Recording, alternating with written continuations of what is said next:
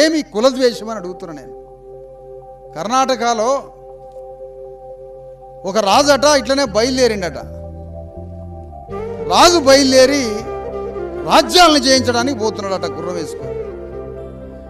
కర్ణాటక సరిహద్దులో పోయిండట, అక్కడ కూడా ఒక ప్రాంతాన్ని ఆక్రమించిండట. ఇంకో బీదర్ అటువైపు పోయిండట, ఆడొక ప్రాంతాన్ని ఆక్రమించిండట. గుర్రం వేసుకొని రాజుగారు పోతూనే ఉండట. పోతుంటే ఒక దగ్గర భయంకరమైన వాసన వస్తుందట. భయంకరమైన వాసన వస్తుంటే ఈ రాజు అంటాడట కదా, ఈ రాజునైన నేను నడిచే దారిలో ఇంత దుర్గంధంగా వాసన వస్తుంది ఏంటి? ఆ వాసన తీసుకొచ్చినటువంటి వాడు, ఆ వాసన పెట్టినోడు ఎవడో వాడిని పట్టుకరాండి అన్నాడట. అంటే అయ్యా నేనేనయ్యా అని హరళయ్య అని ఒక ఆయన వచ్చిండట. ఏమిట్రా నేను వచ్చే దారిలో ఈ వాసన ఏంటి, ఈ దుర్గంధ భరితం ఏంటి అని అడిగినట్టు. అయ్యా నేను సున్నంలో తోళ్ళని నానబెడతానయ్యా, నేను చెప్పులు కుట్టుకునే శ్రామికుణ్ణి, వ్యవసాయాన్ని పండియడానికి మోటబొక్కెనకి తొండం తయారు చేసే శ్రామికుణ్ణయ్యా, నాగలి తయారు చేయడానికి కంచరానికి తిత్తులు తయారు చేసే శ్రామికుణ్ణయ్యా నేను. వాటికి తోలుని తంగేడు చెక్క సినమన్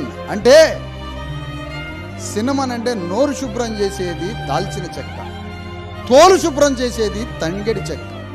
ఈ రెండు అన్నదమ్ములే.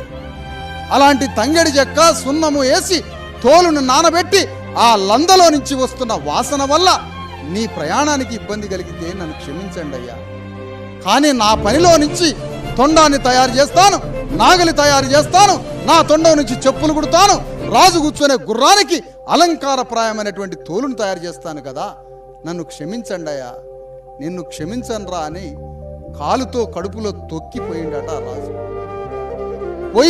పోయి రాజులు రాజ్యాలను జయించుకుంటూ పోయి ఒక దగ్గరికి పోయేసరికి ఒళ్ళంతా కురుపులు అయిందట.